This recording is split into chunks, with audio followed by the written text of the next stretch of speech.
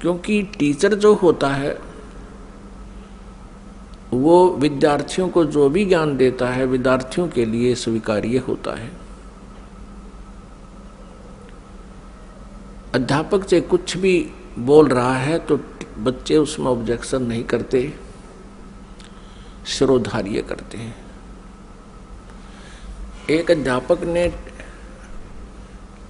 एक कोई प्रश्न का उत्तर इतिहास का बच्चों को पढ़ाया और उस लड़के का पिता भी एजुकेटेड था,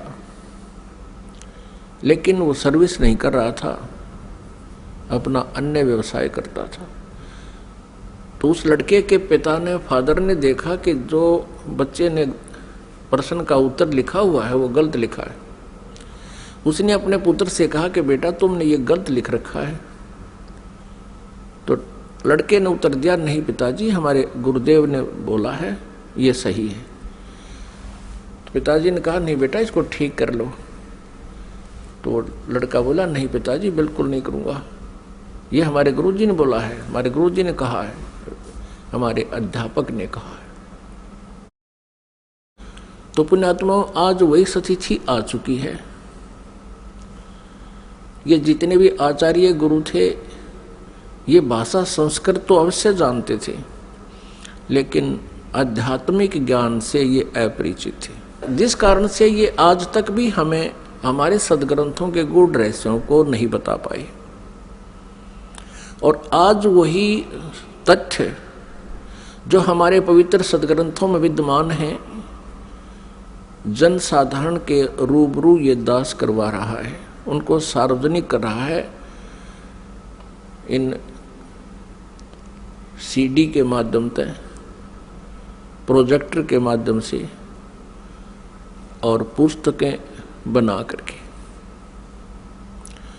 अब उन गुरुओं को, उन आचार्यों को समस्या उत्पन्न हो रही है जो अभी तक लोक वेद सुना रहे थे, दंत कथा सुना रहे थे। वो क्या कहते थे, कोई तो कहता था कि Shri Vishnu ji is complete God,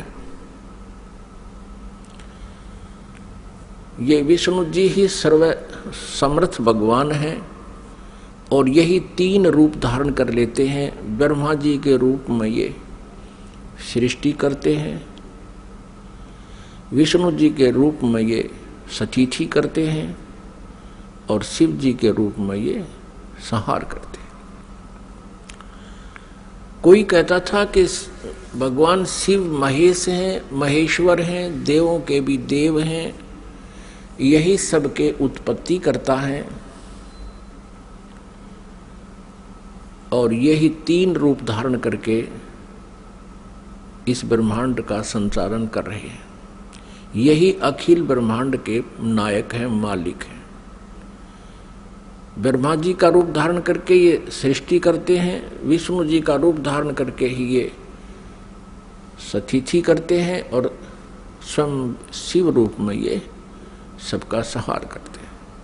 इनके कोई माता पिता नहीं है। तो ये लोक वेद था, ये दंत कथा थी। हम इनको सर्वेश्वर महेश्वर कहा करते थे।